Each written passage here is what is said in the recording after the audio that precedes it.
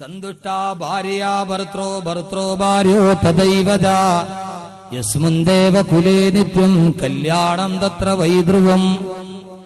സന്തുഷ്ട ഭാര്യ ഭർത്രോ ഭർത്രോ ഭാര്യോ തദൈവജ യസ്മിൻ ദേവ കുലേ നിത്യം കല്യാണം തത്ര വൈധ്രുവം. സന്തുഷ്ട ഭാര്യയോ ഭർത്രോ, സന്തുഷ്ടയായ ഭാര്യയും ഭർത്താവും, സ്നേഹമുള്ള ഭർത്താവും ഭാര്യയും, യസ്മിൻദേവ കുലേ നിത്യം, അതിലൂടെ അവരുടെ കുലം വളരാൻ പോവുകയാണ്. കല്യാണം തത്ര വൈദ്രവം, കല്യാണം ഒരു വലിയ സംഭവമാണ്. വിവാഹം കഴിക്കുന്നത് സ്നേഹവും സമാധാനവും ഉണ്ടാകാനാണെന്ന് ഭഗവത്ഗീത. കല്യാണം കഴിക്കുന്ന എന്തിനാണ്? സമാധാനത്തിന് വേണ്ടിയാണ്. പെണ്ണുങ്ങൾ പറയും, പൊന്നുസ്താദെ അന്ന് തീർന്ന സമാധാനമാണ്, എന്നെ ഇതുവരെ തിരിച്ചു വന്നിട്ടില്ല. ഞാൻ അടുത്തൊരു ദിവസം വാതിന് പോയപ്പോൾ ലോകാവസാനത്തിൽ ദജ്ജാല് വരുന്ന കഥ പറഞ്ഞു. ദജ്ജാല് വരും, ദജ്ജാലിന്റെ ഭയങ്കര ഉപദ്രവമാണ്. അങ്ങനെ ദജ്ജാലിന്റെ ശിക്ഷയിൽ നിന്ന്, ദജ്ജാൽ എപ്പോഴെങ്കിലും വന്നാൽ വീട്ടിൽ കയറി വന്നാൽ ദജ്ജാലിന്റെ ശിക്ഷയിൽ നിന്ന്, ഉപദ്രവത്തിൽ നിന്ന് രക്ഷപ്പെടാൻ ഒരു ദിക്റും പറഞ്ഞു കൊടുത്തു. സുബ്ഹാന മലിക്കുൽ ഖുദ്ദൂസ് എന്ന് പറഞ്ഞാൽ മതി.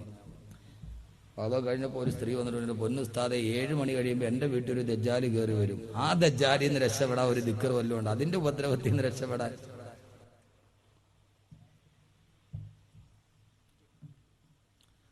അള്ളാഹുവിന്റെ ഖുർആൻ പറഞ്ഞു, നിന്റെ വിവാഹം കഴിഞ്ഞു. വിവാഹം കഴിഞ്ഞതോടുകൂടി അള്ളാഹുവിന്റെ ഖുർആൻ പറയുകയാ, നിങ്ങൾ രണ്ടുപേരും നിങ്ങളുടെ ജീവിതത്തിന്റെ ദാമ്പത്യത്തിന്റെ മണിയറ ബന്ധം തുടങ്ങുമ്പോ അല്ലാഹു പറയുന്നു, ഫലമ്മാ തഗസ്സാഹ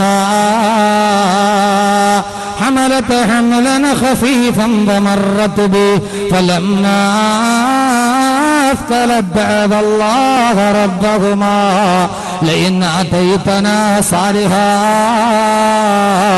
لنكونن من الشاكرين. അല്ലാഹുവിന്റെ ഖുർആൻ പറയുന്നു, നിങ്ങൾ രണ്ടുപേരും ആ ദമ്പതികൾ അവരുടെ ജീവിതത്തിലോട്ട് കടന്നു ചെല്ലുകയാണ്, അവരവരുടെ ജീവിതം തുടങ്ങുകയാണ്. ഫലമ്മാ തഗസ്സാഹ, അവൻ അവളെ പൊതിഞ്ഞു കഴിയുമ്പോ എന്ന് പറഞ്ഞാൽ അവർ രണ്ടുപേരും തമ്മിൽ ശാരീരിക ബന്ധത്തിൽ ഏർപ്പെട്ട് കഴിയുമ്പോ ഹമലത്ത് ഹംലൻ ഖഫീഫാ, ആ പെണ്ണതാ ലഘുവായ ഗർഭധാരിണിയായി.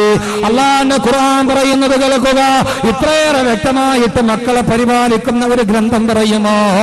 അല്ലാഹുവിന്റെ ഖുർആൻ പറയുന്നു, അവർ രണ്ടുപേരും തമ്മിൽ കടപ്പുറയിലോട്ട് കടന്നു പോയപ്പോ ഹമലത്ത് ഹംലൻ ഖഫീഫാ, നിന്റെ ഭാര്യ ലഘുവായ ഗർഭധാരണിയായി മാറി. രണ്ടുപേരും തമ്മിൽ ശാരീരിക ബന്ധത്തിൽ ഏർപ്പെട്ടപ്പോൾ ഹമലത്ത് ഹംലൻ ഖഫീഫ, അവൾ ഗർഭധാരിണിയായി. അപ്പൊ അവൾ എന്ത് ചെയ്യണം? സാധാരണ ഒരു കുഞ്ഞുണ്ടാകാൻ പോകുന്നു എന്ന് പറയുന്ന സന്തോഷ വാർത്ത ആദ്യം അറിയുന്നത് ആരാ അറിയുന്ന? മനോരമ ന്യൂസ്. നമ്മുടെ ഭാര്യ എന്നറിയാമാണ്, കൈരളി ഏഷ്യാനെറ്റ് വേണം, അല്ലല്ലോ. നമ്മുടെ ഭാര്യ ഗർഭിണിയാണ്, അവൾ ഒരു കുഞ്ഞിനെ പ്രസവിക്കാൻ പോകുന്നു എന്ന് ആദ്യം അറിയുന്നത് ആരാണ്? ആരാ ഗ്രീഷായത്? ഭർത്താവ് അറിയണ അവളല്ലേ അറിയണത്? ആദ്യം അവക്ക് മനസ്സിലാകും, അൽഹംദുലില്ലാഹ് എനിക്കൊരു കുഞ്ഞിക്കാല് കാണാൻ പോവാൻ എന്ന് ഒരു ഭാര്യ അറിഞ്ഞു കഴിഞ്ഞാൽ ഉടനെ എന്ത് ചെയ്യണം? ഇത് ഞാൻ പറയുന്നല്ല, ഖുർആൻ മാത്രമാണ്. സൂറത്തുൽ അറാഫ് നിങ്ങൾ കേട്ടോളി. എന്ത് ചെയ്യണം? ഇത് അള്ളാഹു കൃത്യമായിട്ട് വഴി പറഞ്ഞു. ഇൻഷാ അല്ലാഹ് അവസാനം വരെ പറയാം. അള്ളാഹു നമ്മുടെ മക്കളെ സാലിഹ്യങ്ങളാക്കട്ടെ. എന്ത് ചെയ്യണം? ഒരു സ്ത്രീ അറിഞ്ഞു എനിക്കൊരു കുഞ്ഞുണ്ടാകാൻ പോകുന്നു എന്ന് ആദ്യം അതിന്റെ അടയാളം അറിയുന്നവരാണ്. അറിഞ്ഞാൽ ഉടനെ എന്ത് ചെയ്യണം? സാധാരണ പെണ്ണുങ്ങൾ നേരെ ഫോൺ എടുത്തിട്ട് ഉമ്മാനെ വിളിക്കും. ഉമ്മ, പിന്നെ ഒരു വിശേഷം പറയാം. സാധാരണ അവരുമായിട്ട് ഉമ്മയുമായിട്ടാണല്ലോ ബന്ധം ചെറുപ്പത്തില്. അതുകൊണ്ട് സാധാരണ ഒരു പെണ്ണ് ആരെ വിളിക്കും? ഉമ്മയെ വിളിക്കും. അള്ളാഹ് പറയുന്നു ആദ്യം വിളിക്കേണ്ടത് ആരെയാ? അള്ളാഹു പറഞ്ഞു ആദ്യം വിളിക്കേണ്ടത് ആരെയാ? ഖുർആനാണ്. കേട്ടിട്ടുണ്ടോ നിങ്ങളിത്? മുമ്പ് കേട്ടിട്ടുണ്ടോ? കേട്ടിട്ടില്ലേ? അള്ളാഹ് പറയണ ആരെയാ ആദ്യം വിളിക്കണം? പറയുകയാണ്, ആ ഭാര്യ ആ സന്തോഷ വാർത്തയുമായി തന്റെ ഭർത്താവിന്റെ അടുക്കലേക്ക് പോകണം. അള്ളാന്റെ ഖുർആൻ പറയുകയാണ്, ആ ഭർത്താവിന്റെ അടുക്കൽ അവൾ ആ സന്തോഷ വാർത്ത പറയണമത്രേ. ആരോട് പറയണം? ആരോട് പറയണം? ഭർത്താവിന്. ഇതൊന്നും ഞാൻ പറയണല്ല, അള്ളാന്റെ ഖുർആനാണ്. നിങ്ങൾ പറയുക ഗബീർ മുസ്ലിം ഇതൊക്കെയാണ് പറയണത്. അള്ളാഹ് പറയണത് ആദ്യം ആരോട് എന്ന് പറയണം? ഭർത്താവിനോട് ചെന്ന് ആ സന്തോഷ വാർത്ത പറയണം. അതാണ് ദാമ്പത്യ ബന്ധത്തിന്റെ ഏറ്റവും വലിയ ദൃഢത. ഭർത്താവിനോട് പലമ്മാ തകശാഹ നിസ്കാരമൊക്കെ കഴിഞ്ഞിട്ട് വീട്ടിലിങ്ങനെ ഇരിക്കുമ്പോ പിന്നെ ഇതുവാ പിന്നെ ഒരു സന്തോഷ വാർത്ത പറയാനുണ്ട്. എന്താന്ന് പറയാൻ? ഓ, നിങ്ങൾക്ക് മനസ്സിലായില്ല. ഈ കാര്യം എന്താന്ന് പറയാൻ മനുഷ്യനെ ഇടങ്ങേറാക്കാതെ പിന്നെ ഈ 3-4 പിന്നെ സൂചിയും പറയണ കേട്ടാ അപ്പഴേ മനസ്സിലാക്കിക്കോണം എന്തോ ഉണ്ട്. അപ്പൊ പയ്യം താഴോട്ടൊക്കെ കുനിഞ്ഞൊക്കെ ഇരിക്കും. എന്തുവാ കാര്യം? ഹമലത്തെ ഹംലൻ ഖഫീഫ്. അള്ള പറയുന്നു ലഘുവായ ഗർഭധാരണം എന്ന് പറഞ്ഞാൽ ആദ്യം പ്രാരംഭഘട്ടം.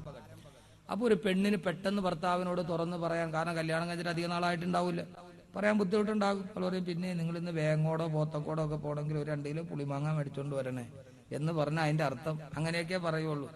അപ്പൊ അങ്ങനെ പറയുമ്പോ അതിന്റെ അർത്ഥം ഒരു സന്തോഷ വാർത്തയാണ്. ആ സമയത്ത് എന്ത് ചെയ്യണം? ഭാര്യ വന്ന് ഭർത്താവിനോട് ഇതാ ഒരു കുഞ്ഞുണ്ടാവാൻ പോകുന്നു എന്ന സന്തോഷ വാർത്ത പറഞ്ഞാൽ എന്ത് പറയണം?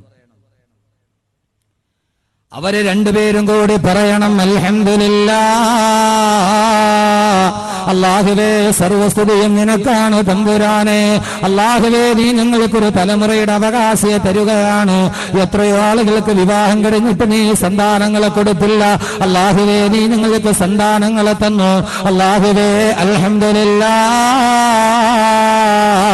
അവര് ഭാര്യയും ഭർത്താവും കൂടി അല്ലാഹുവിനെ സ്തുതി പറയണം. എന്നിട്ട് വിശുദ്ധമായ ഖുർആൻ വീണ്ടും പറയുന്നു, വിഷയം വിശാലമാണ്, ചുരുക്കട്ടെ. അല്ലാഹ് പറയുകയാണ് ഫലമ്മാ ആ ഗർഭധാരണം ഉറപ്പായി കഴിഞ്ഞാൽ എന്ന് പറഞ്ഞാൽ അത് പിന്നീട് പ്രശ്നങ്ങളൊന്നും ഉണ്ടായില്ല. ആ സ്ത്രീ 4 മാസം ഗർഭിണിയായി. അപ്പോഴാണല്ലോ അല്ലാഹു ആ കുഞ്ഞിന് റൂഹിനെ ഊതുക. അല്ലാഹു ഒരു മലക്കിനെ പറഞ്ഞു വിടും. ആ മാതാവിന്റെ ഗർഭാശയത്തിൽ കിടക്കുന്ന കുഞ്ഞിന് റൂഹ് ഊതുമ്പോ ആ സമയത്ത് വയറ്റിൽ കിടക്കുന്ന കുഞ്ഞ് കൈയും കാലും അനക്കാൻ തുടങ്ങും.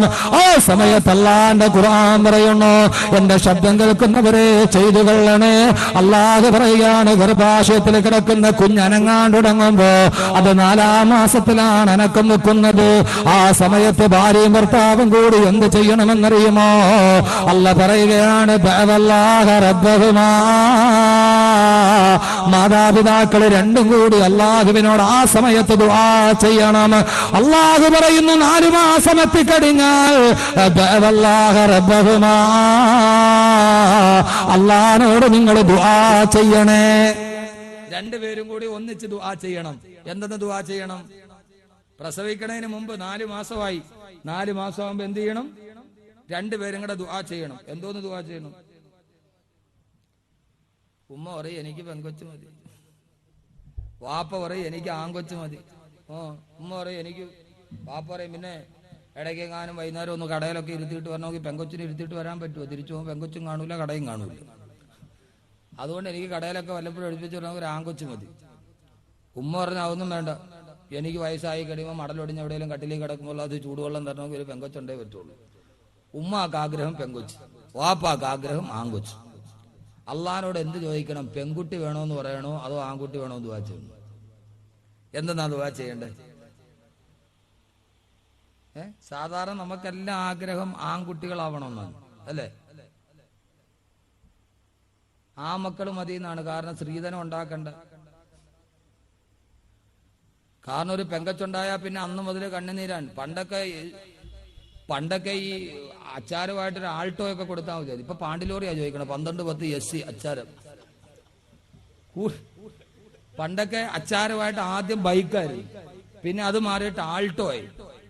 ആൾട്ടോ മാറിക്കഴിഞ്ഞാൽ പിന്നെ കുറച്ചുകൂടി കഴിഞ്ഞപ്പോ നമ്മുടെ ടാറ്റ ഇൻഡിഗോയാണ്. ഇപ്പൊ അതൊക്കെ കഴിഞ്ഞപ്പോ അച്ചാരം ചെയ്ത് 12-10 SCയുടെ ലോറി അച്ചാരം. ഇനിയിപ്പോ കുറെ കൂടെ കഴിയുമ്പോ ഒരു ട്രെയിൻ മേടിച്ചു തരാൻ പോലെ അച്ചാരമായിട്ട്. ഇന്ന് രാവിലെ ഒരു പിതാവിന്റെ അടുക്കൽ വന്ന് മോളെ കെട്ടിക്കാൻ വേണ്ടി പത്രത്തിൽ പരസ്യം കൊടുത്തു. നമ്പരിൽ വേറൊരുത്തം വിളിച്ചു. എന്തൊക്കെ വേണം? അത് ഒരു കാറും പിന്നെ ഒരു 2 ലക്ഷം രൂപ അച്ചാരവും, 10 ലക്ഷം രൂപ അച്ചാരവും ഒരു കാറും വേണം. അദ്ദേഹം ചോദിച്ചു സ്ത്രീധനം. ഇതെനിക്കുള്ളൂ, നിങ്ങൾ കൊച്ചിന് കൊടുക്കാനുള്ള കൊടുത്തോളാം. പെൺകുട്ടിയുടെ വാപ്പ ചോദിച്ചു അപ്പൊ സ്ത്രീധനം ഒന്നും വേണ്ട, അത് നിങ്ങൾ നിങ്ങളുടെ കൊച്ചിന് കൊടുക്കണം, അല്ലെങ്കിൽ നിങ്ങൾ എന്ത് വേണേലും കൊടുത്തോളി, ഇത് എനിക്ക് തട്ടാനുള്ള ഇതും കാണുന്നേക്കെ.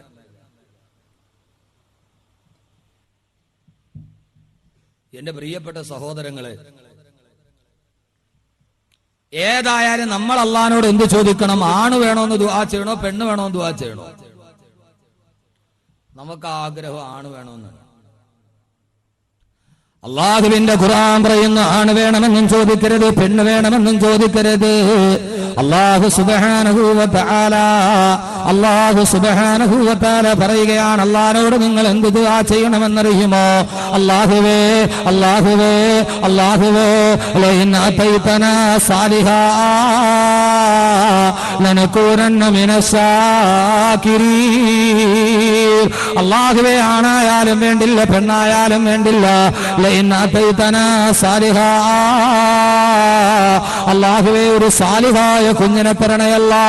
പടച്ചവനെ, നിനക്ക് ഇഷ്ടപ്പെട്ട് ജീവിക്കുന്ന നമസ്കാരമുള്ള നോമ്പുള്ള അല്ലാഹുവേ, നാളെ ഞങ്ങൾക്ക് വേണ്ടി മരിച്ചാൽ ദുആ ചെയ്യുന്ന പടച്ചവനെ, ഞങ്ങളുടെ ഖബറിന്റെ ചാരത്ത് വന്ന് പൊട്ടിക്കരഞ്ഞ് ദുആ ചെയ്യുന്ന